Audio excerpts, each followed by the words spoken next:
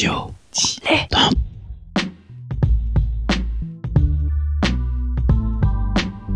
Donc ce que vous proposez comme d'habitude, c'est de la poudre de perlimpin. La République, c'est moi. Et je ne me laisserai jamais entraîner par un opportuniste dans cette voie-là. Allez, rangez vos mines boudeuses, rangez vos discours de rageux. Restons polis, le podcast qui explique calmement la politique. Bonjour à toutes et à tous et bienvenue pour ce hors-série de Restons polis. Comme toutes les semaines, je suis avec mon camarade Nemo. Et cette semaine, déjà bonjour Nemo. Bonjour Adrien. Alors cette semaine, pour ces hors-série des fêtes de fin d'année de 2020. Joyeux Noël. Joyeux Noël. Qu'est-ce qu'on va mettre sous le sapin à Restons polis? Oh bah moi j'en sais rien, déjà j'ai pas de sapin pour commencer, donc ça va être compliqué. Mais non, mais je veux dire de manière podcastique, voyons. De manière podcastique, et d'habitude on revient à la base, et ben là on va revenir à la base de la base de la base, c'est-à-dire la Constitution française. Alors ne partez pas, par pitié restez, vous allez voir justement tout l'objectif c'est de vous montrer que c'est pas si compliqué que ça, et on a fait bien pire dans cette émission. À ce niveau-là. Oui, on a fait bien pire. Mais effectivement, donc du fun en perspective, hein, la Constitution, la base de chez base, ce sur quoi se fonde la 5e République, la Constitution qui est donc qui a été proposée et adoptée par le peuple français, comme c'est indiqué au tout début de la Constitution, le 3 juin 1958. Alors, elle a bien changé, hein, quand même. Elle a bien changé, ce qui fait dire à certains que en fait, ce n'est plus, on n'est plus dans la 5e République, mais dans une sorte de 5e République 2.0 ou 6e République, etc. Je me permets d'utiliser, je crois, un truc de philosophie qui est le bateau de Thésée. C'est-à-dire que si on prend un bateau et qu'on le répare et qu'au final on a réparé toutes les pièces du bateau, est-ce que c'est encore le même bateau ? C'est un peu ça la Constitution, je crois que c'est le bateau de Thésée. C'est exactement ça. Alors là pour le coup on se base sur une version qui date du 1er janvier 2015. Donc voilà, si vous écoutez ça en 2040 ou que sais-je, peut-être que ça aura changé, on ne sait pas. Alors il est encore question qu'avant la fin du mandat d'Emmanuel Macron, il y ait une réforme constitutionnelle. Bon, ils ont tenté, hein, il y a quelques mois de ça, je crois que c'est 2018, de faire une réforme qui s'est un peu vautrée sur l'affaire Benalla. Si vous voyez pas le rapport, laissez tomber, c'est pas très très grave. Mais voilà, pour le moment, il semblerait qu'elle va pas trop bouger, en tout cas dans les années à venir. Voilà, bref, entamons directement le sujet en attaquant par le tout début. Le préambule qui nous dit, alors je vais pas tout lire, hein, mais que donc le peuple français proclame solennellement son attachement aux droits de l'homme, aux principes de la souveraineté nationale, notamment ceux évoqués dans la Déclaration des droits de l'homme et du citoyen de 1789. Au préambule de la Constitution de 46 et aussi aux droits et aux devoirs définis dans la Charte de l'environnement 2004, ce qui est assez intéressant, puisque il y a quand même plein de choses qu'on pourra discuter avant. Mais avant d'entamer peut-être une discussion, qu'est-ce que tu en penses, toi, déjà, de ce préambule, Nemo ? Je vais le terminer déjà, puisqu'il y a quand même un deuxième paragraphe qui dit vrai. En vertu de ces principes et de celui de la libre détermination des peuples, la République offre aux territoires d'outre-mer qui manifestent la volonté d'y adhérer des institutions nouvelles fondées sur l'idéal commun de liberté, d'égalité et de fraternité et conçues en vue de leur évolution démocratique. Voilà, ça c'est la reconnaissance de la France des territoires d'outre-mer et le fait qu'elles peuvent avoir des organisations propres. Vous remarquez que c'est mis dans le préambule de la Constitution quand même, donc c'est clairement pas n'importe quoi. Donc oui, le préambule ça sert à définir les grands principes, on est déjà sur les grands principes, mais là on est un peu dans les grands principes des grands principes. Philosophique quasiment, l'idéologie. Oui, puis du coup ça permet quand on prend des décisions constitutionnelles, aussi de se baser sur ces textes-là, quoi. C'est la première phrase dit qu'on s'attache aux droits de l'homme et aux principes. Et on reconnaît les différents grands textes à travers l'histoire qui les ont définis, c'est-à-dire la déclaration de 89, la Constitution de 46 et depuis 2004, la Charte de l'environnement de 2004. Donc voilà, on part sur des bases, quoi. C'est vraiment J'ai pas grand-chose d'autre à dire. C'est ces textes de référence, ouais, voilà, tout simplement. Ouais, c'est des textes de référence. Pour résumer ce qu'on retrouve dans les différents textes, que ce soit la Déclaration des droits de l'homme et du citoyen de 89 ou la Constitution de 46, on est sur des questions de égalité entre les hommes et les femmes, le droit de grève, le droit d'asile, le devoir de solidarité, le droit à la formation et à la culture, etc. etc. Pour la charte de l'environnement, puisque à l'heure où on parle, il est question d'un référendum potentiel sur l'article 1er de la Constitution. Donc, en vue justement d'indiquer que la République garantit la préservation de la biodiversité et de l'environnement, dans la charte de 2004, donc celle dont fait référence le préambule, donc avant l'article 1er, cette charte de l'environnement, elle indique déjà que la préservation de l'environnement doit être recherchée au même titre que les autres intérêts fondamentaux de la nation. Donc c'est quand même pas n'importe quoi. Et puis pareil pour le préambule de 46, hein, c'est clairement, on est sur des grands principes. Si je dis pas de bêtises, je crois que c'est là où on définit le droit de grève. On entend souvent, par exemple, de dire que le droit de grève est constitutionnel. C'est le cas avec notamment le préambule de cette Constitution de 46. Ce préambule, il sert surtout à éviter de répéter tout ce qui a été adopté, reconnu, etc. au travers des années. Et c'est vraiment bon. On se rattache à ces textes, ce qui évite de les réécrire intégralement dans la Constitution, quoi. Qui est déjà assez longue, et d'ailleurs je propose qu'on passe à la suite si ça te va. Ouais. Attaquons par l'article 1er, donc vraiment le truc qui pose encore des bases. Seul article qui n'est pas sous un titre. D'ailleurs, au passage, vous comprendrez quand on arrivera à l'article 2. L'article 1, enfin l'article 1er de la Constitution est dans son préambule, donc c'est un peu bizarre, mais donc voilà, c'est pour vous dire l'importance de cet article, c'est qu'il n'est pas lié à un titre en particulier. Oui, c'est vraiment un grand principe général et après le reste ne va être que du détail, entre guillemets. Donc l'article 1er qui nous dit « La France est une république indivisible, laïque, démocratique et sociale. Elle assure l'égalité devant la loi de tous les citoyens, sans distinction d'origine, de race ou de religion. Elle respecte toutes les croyances. Son organisation est décentralisée et la loi favorise l'égal accès des hommes et des femmes aux mandats électoraux, aux fonctions électives, ainsi qu'aux responsabilités professionnelles et sociales. » Alors Nemo, qu'est-ce que ça veut dire tout ça ? Alors c'est un bel objectif, voilà, on va dire ça comme ça. C'est un bel objectif, donc voilà, il y a beaucoup de choses dedans. Donc c'est public indivisible, donc voilà, par exemple, prenons un exemple, le territoire indépendant de Corse, c'est pas pour demain. En gros, voilà, la laïque, démocratique et sociale, c'est les grands principes, hein, l'égalité devant la loi, le respect de toutes les croyances, le fait qu'on ne distingue pas les religions, la race, etc. pour faire la loi. Ça on en revient malheureusement aux heures tragiques de la Seconde Guerre mondiale et du régime de Pétain, quoi. C'est clairement dire que ça non.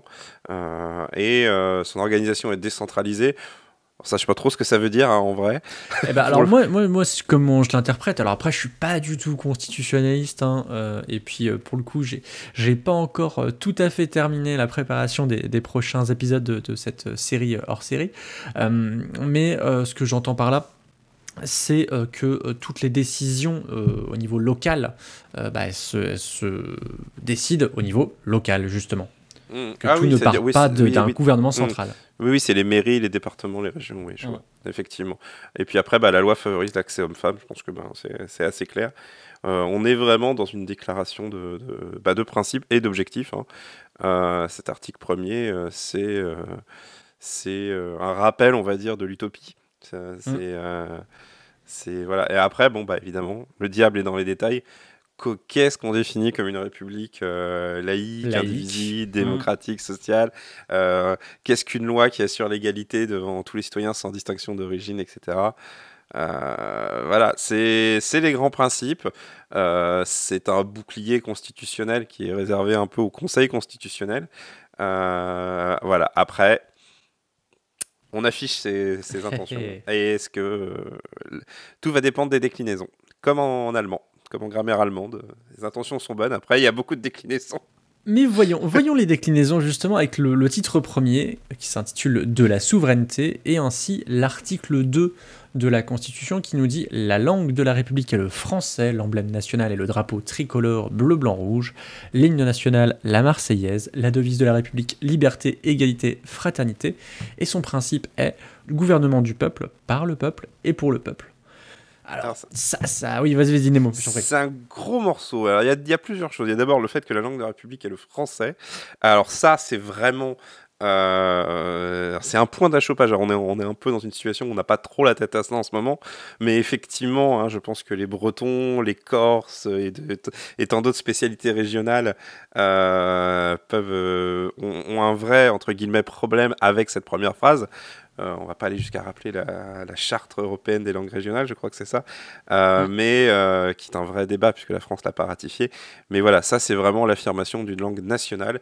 Et tout cet article est vraiment le côté, voilà, on est une nation. D'ailleurs, c'est le titre de la souveraineté. Et du coup, bon après l'emblème, l'hymne, la devise, tout ça, c'est des choses qui posent pas vraiment question.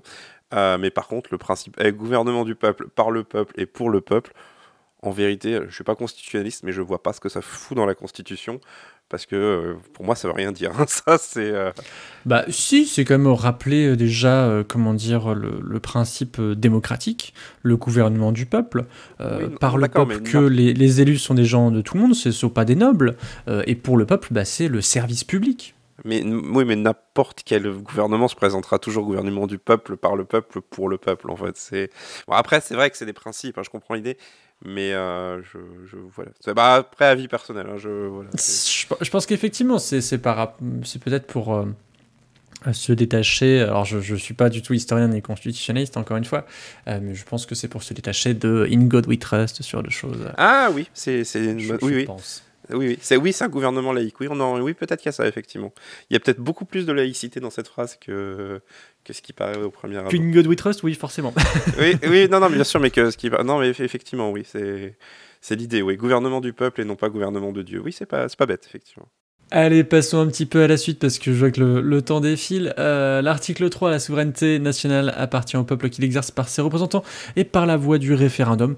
Bon, voilà, c'est tout simplement rappeler l'exercice du vote. Je vous fais pas le détail de cet article, mais à noter que le suffrage peut être direct ou indirect. C'est prévu donc dans la Constitution. Il est toujours universel, donc égal et secret. C'est-à-dire que votre vote ne compte pas plus qu'un autre et le vote doit être secret pour éviter tout problème. À noter que l'ordre ayant son importance, on notera que la souveraineté s'exerce d'abord par ses représentants et ensuite par la voie du référendum. La Constitution prend clairement parti à ce niveau-là, parce qu'il était facile d'écrire que la souveraineté s'exerce par la voie du référendum ou par ses représentants. Là, il y a une espèce de formulation de la phrase qui fait que la voie du référendum devient en quelque sorte la seconde voie, la voie la plus accessoire. C'est un choix, pour le coup. C'est effectivement un choix. Je passe à l'article 4, puisque pour le coup, on va pas détailler trop. Les partis et groupements politiques concourent à l'expression du suffrage. Bon, bah voilà, hein, expliquer la formation des partis. Ils doivent respecter les principes de la souveraineté nationale et de la démocratie. Alors que, actuellement, à l'heure où on enregistre ce podcast, on parle de séparatisme. C'est assez intéressant de noter, c'est qu'on peut pas avoir un parti politique qui se dit bah tiens, moi je veux séparer la souveraineté nationale, je veux défoncer la démocratie, quoi. Ah bah oui, c'est la démocratie qui se défend, quoi, à ce niveau-là. Mais effectivement, alors qu'il existe en France, bon, c'est des partis un peu minoritaires, enfin ultra minoritaires, mais il existe des partis royalistes, etc. Donc, mais bon, tant qu'ils représentent pas une force réelle, c'est compliqué d'y voir autre chose qu'une sorte de tolérance, on va dire, vis-à-vis de cet article. Tout à fait. Donc voilà, et puis là, pour terminer très rapidement, on revient, voilà, l'article 3 dit que la souveraineté s'exerce par ses représentants, et dans l'article 4, on précise bien la façon dont ces représentants se regroupent et s'organisent, en fait. Encore une fois, on voit la préférence qui est directement dans la Constitution, et en ce qui concerne le référendum, il y aura plus loin, il y aura des restrictions qui seront mises en place. Donc voilà, il faut vraiment faire attention à l'organiser. La Constitution, c'est pas simplement des articles les uns avec séparés les uns des autres. Il y a vraiment un lien entre la façon dont c'est écrit et la façon dont l'ordre aussi également a son importance. Tout à fait. Tout à fait. Mais c'est intéressant de voir dans cet article-là donc, que l'organisation de l'expression du suffrage se fait via les partis et les groupements politiques et pas forcément par des démarches individuelles, par exemple. À noter quand même, pour terminer sur l'article 4, qu'il y a le mot pluraliste. C'est-à-dire que la loi garantit les expressions pluralistes des opinions. Donc c'est aussi cette idée-là en fait qui est bien définie. C'est vraiment l'idée que l'important est qu'il y ait des partis et des groupements politiques qui puissent s'exprimer dans leur pluralité. On va passer au titre 2, le président de la République, avec déjà un premier article pour un peu définir son rôle. L'article 5, donc, le président de la République veille au respect de la Constitution. Il assure par son arbitrage le fonctionnement régulier des pouvoirs publics ainsi que de la continuité d'État. Il est garant de l'indépendance nationale, de l'intégrité du territoire et du respect des traités. Gros morceau. C'est beaucoup pour un seul homme quand même. C'est-à-dire que ça fait beaucoup de responsabilités, effectivement. Mais basiquement, c'est beaucoup de mots pour dire c'est lui le chef. C'est vrai. C'est-à-dire qu'en fait, quand c'est marqué article 5, le président de la République veille au respect de la Constitution, ça sous-entend quand même que c'est lui qui décide de ce qui respecte la Constitution ou pas. Dans les faits, c'est pas le cas, mais il y a quand même cette intention-là de dire on met le président de la République, on met un chef, et c'est article 5, quoi. Vraiment. Il veille au respect de la Constitution, mais il ne l'écrit pas. En tout cas, pas tout de suite, c'est assez intéressant. Parce qu'il y a tout un article qui s'appelle de la révision, en fait. C'est tout un titre qui s'appelle de la révision. Et oui, qu'on verra bien plus tard. Donc le fonctionnement, il assure aussi le fonctionnement régulier des pouvoirs publics et la continuité d'État, ce qui est assez intéressant alors qu'on enregistre encore une fois notre président de la République est en isolement puisqu'il a été diagnostiqué positif au Covid-19. Donc c'est assez intéressant de voir que il faut que les affaires tournent entre guillemets et que le président de la République est là pour ça. Mais c'est intéressant en fait la continuité de l'État parce que je trouve que c'est plutôt une bonne formulation en fait. C'est-à-dire que la continuité de l'État c'est quelque chose qui est assez objectif à regarder. C'est-à-dire soit le président est capable de prendre des décisions concernant l'État en entier, le pays en entier, soit il ne l'est pas quoi. Et clairement à ce niveau-là, c'est pas mis genre il faut qu'il soit lucide ou des trucs comme ça. Non, il faut que l'État continue à tourner. Ce qui est une des rares phrases je trouve où on met l'État devant le président de la République. C'est-à-dire que le président de la République, on rappelle qu'il est bel et bien au service de l'État. Et que ce n'est pas l'État, en quelque sorte. Ah, mais justement, on va passer à la suite qui montrera aussi ce rôle de service à l'État et à la nation. Avec l'article 6, le président est élu pour 5 ans au suffrage universel direct.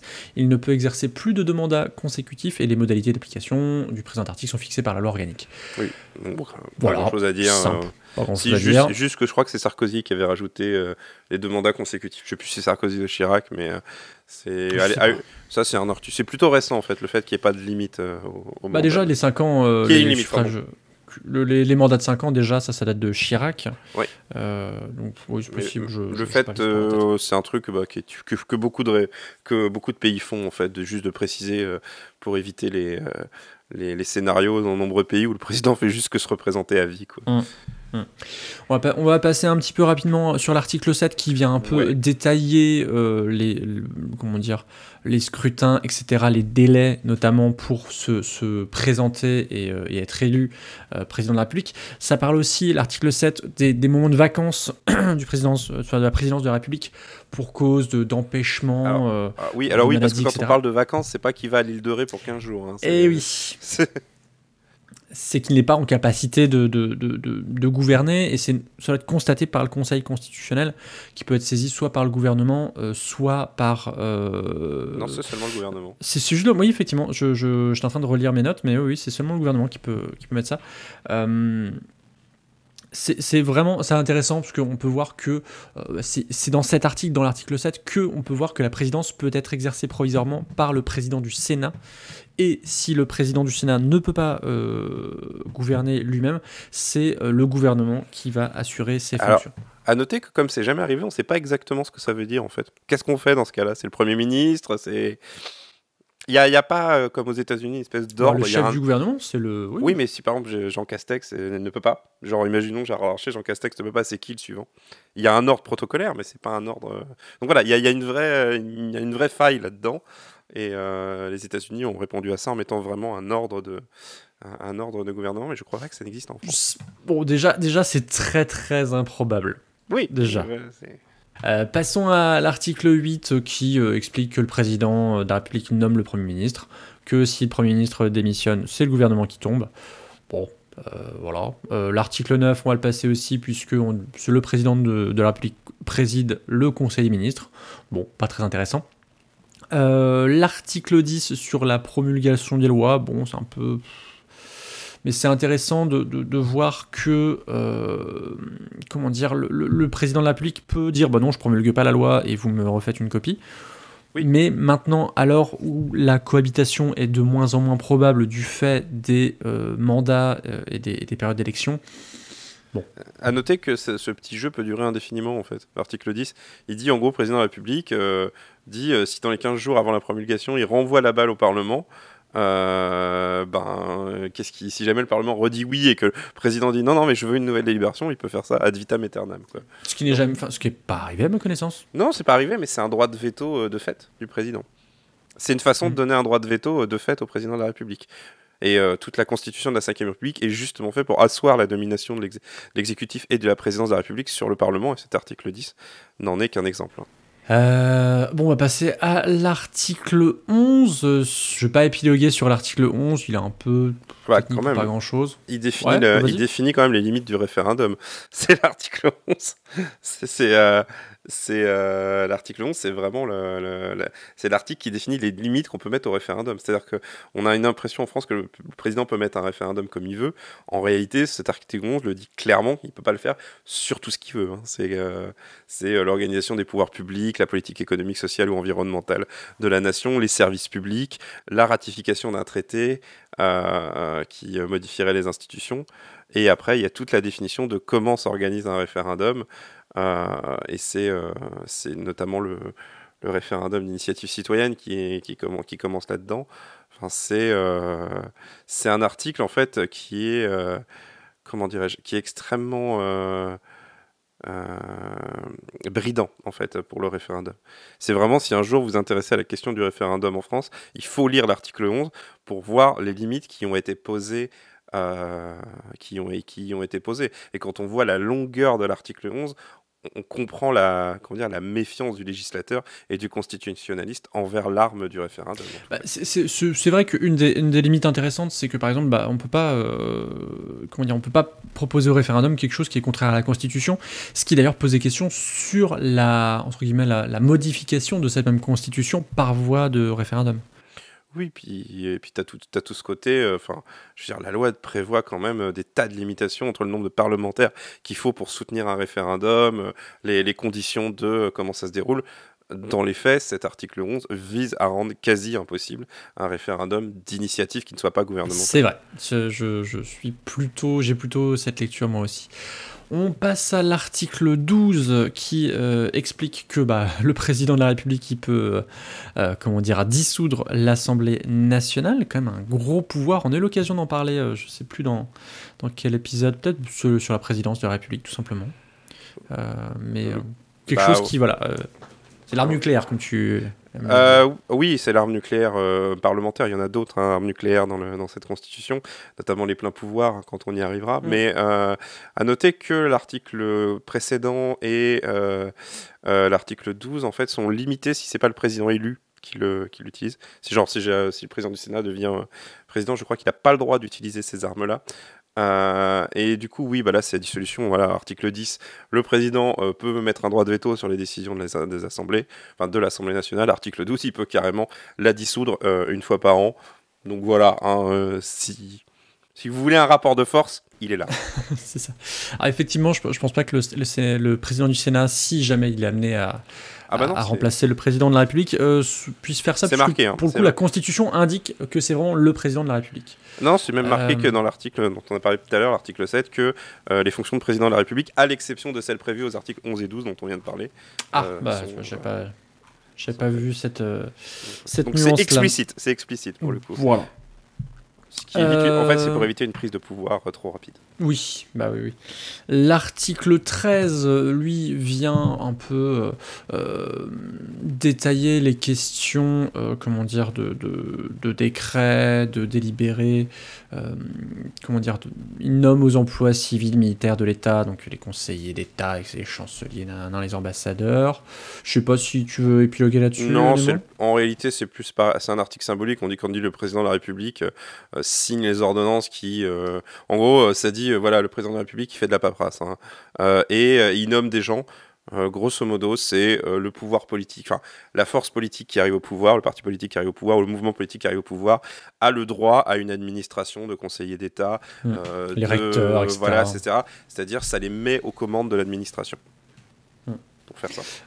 Article 14, donc sur les accréditations des ambassadeurs, qu'ils soient français ou étrangers, donc du coup en France, donc pour les ambassadeurs des États-Unis en France, etc. etc. Donc c'est le président de la République qui les accrédite. L'article 15 qui vient indiquer que le président de la République est le chef des armées, qu'il préside les conseils et comités supérieurs de défense nationale, donc ça veut dire ce que ça veut dire, c'est le chef des armées, c'est le big boss de l'armée. Et juste pour revenir très rapidement, disons que l'article juste avant qu'on te disait sur les nominations, 14. il y a quand même un petit pouvoir du Parlement qui peut s'opposer à des nominations du président de la République. Mais c'est très rare parce qu'il faut quand même une large majorité pour s'y opposer. C'est une des rares concessions faites au Parlement à ce niveau-là sur le pouvoir de nomination du président. Oui, donc ça c'était l'article 13 que tu cites. Et l'article 16. Oh là là là là là là là là là là. J'hésite à finir le podcast avec celui-là. Oui, on va terminer là-dessus, je pense. Parce que c'est quand même fameux. Alors, l'article 16. Je lis au moins le premier paragraphe. Ouais, c'est gratuit. Lorsque les institutions de la République, l'indépendance de la nation, l'intégrité de son territoire ou l'exécution de ses engagements internationaux sont menacés d'une manière grave et immédiate et que le fonctionnement régulier des pouvoirs publics constitutionnels est interrompu, le président de la République prend les mesures exigées par ces circonstances après consultation officielle du Premier ministre, des présidents d'Assemblée ainsi que du Conseil constitutionnel.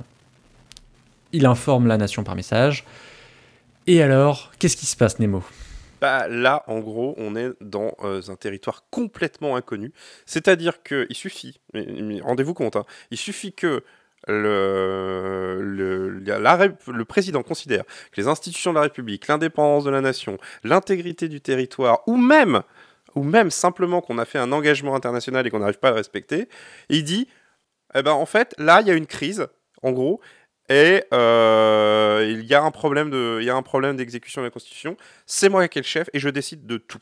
Tout ce qu'il a à faire, c'est consulter officiellement le Premier ministre, le président de l'Assemblée nationale, le président du Sénat, le Conseil constitutionnel, de dire à la nation, c'est moi qui ai le chef, et là, là, on entre dans un territoire complètement inconnu. C'est-à-dire qu'il n'y a rien qui peut limiter techniquement le pouvoir du président de la République. Évidemment, il est censé respecter la Constitution et compagnie, mais là, on est vraiment dans l'article, c'est ce qu'on fait quand on a un cas qui n'était pas prévu. À noter qu'il avait été question d'utiliser l'article 16 au début de la crise sanitaire sur le Covid, mais c'est quand même... là, on est en mode, la République, elle prend les guns et il n'y a plus de limite, quoi. C'est marqué, le Parlement se réunit de plein droit, l'Assemblée nationale ne peut pas être dissous, et après 30 jours, c'est le Conseil constitutionnel, sursaisi du président de l'Assemblée nationale, etc., qui se check, et qui tous les 60 jours vérifie.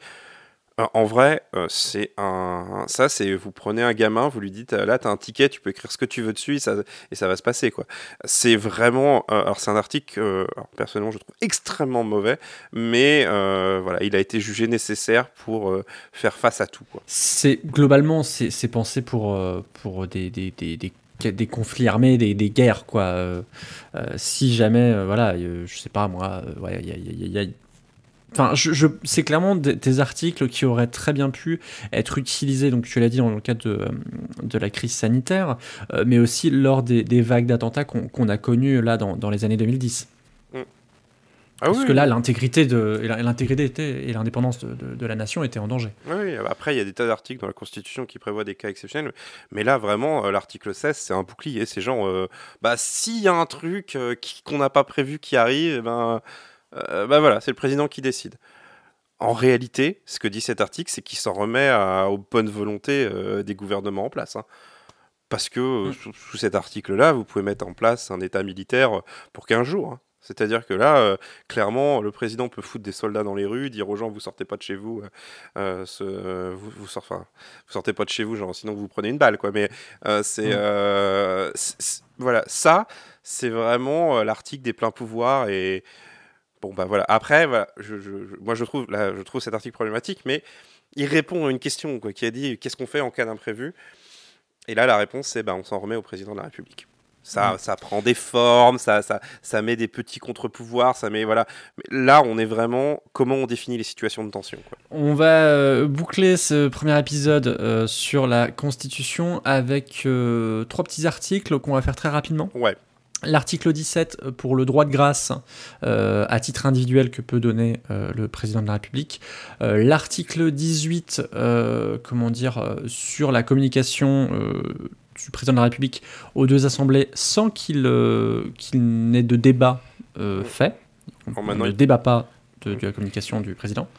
Ça, c'est un vieux reste, en fait. Je ne sais plus quel président qui avait un pouvoir. En fait, quand il s'exprimait devant les assemblées, il avait un pouvoir de tribun. Il arrivait à convaincre. Et du coup, il a été décidé pour brider ce pouvoir que le président de la République pouvait seulement transmettre des messages. Mais c'est totalement contredit par la phrase suivante qui dit que le président peut prendre la parole devant le Congrès, qu'il y a un débat hors de sa présence, etc. Bref, on cherche. C'est un peu le président et le Parlement qui se cherchent là-dessus sur des déclarations. Et c'est un peu... Aujourd'hui, c'est un peu inutile. Avec la médiatique et les techniques qu'on a, c'est un petit peu inutile. Dans notre âge. Oui, voilà. Et l'article 19 est passable. C'est juste dire que... Sur la signature de décision fait est que par le ministre. Quand un président de la République fait quelque chose, il y a un deuxième signature par le Premier ministre ou par un ministre responsable. Ça, c'est une question judiciaire. C'est-à-dire que les actes du président de la République ne sont pas vraiment condamnables pendant son mandat, mais ça donne quand même une co-responsabilité au ministre, ce qui évite, par exemple, qu'un président de la République fasse n'importe quoi et que il faut quand même qu'il y ait une contre-signature. C'est une petite protection juridique. C'est pas inutile, mais bon, voilà, ça fait partie des articles techniques, on va dire, de la Constitution. Bon, on va s'arrêter là pour ce premier épisode hors série qui était un peu plus long quand même que ce que je pensais. Ah tu t'attaques à la Constitution, hein, après. Ah, mais je cherche aussi, je cherche des problèmes. Bref. Merci beaucoup Nemo, on se retrouve du coup la semaine prochaine pour la suite de la Constitution de la 5ème République. En attendant, on peut te retrouver dans À gauche toute, Canapé Game les Pyrénées, Swing State évidemment. Swing State qui devrait sortir lui aussi pendant ses fêtes de fin d'année et qui devient mensuel du coup le 3e jeudi de chaque mois. Ah, voilà une super nouvelle pour les fêtes. On remercie Suzy Q pour le générique, YouPod qui nous permet de mettre ce podcast sur YouTube, PodCloud qui nous permet d'avoir un flux RSS, et vous qui nous écoutez en ces temps troublés. À la semaine prochaine. À la semaine prochaine.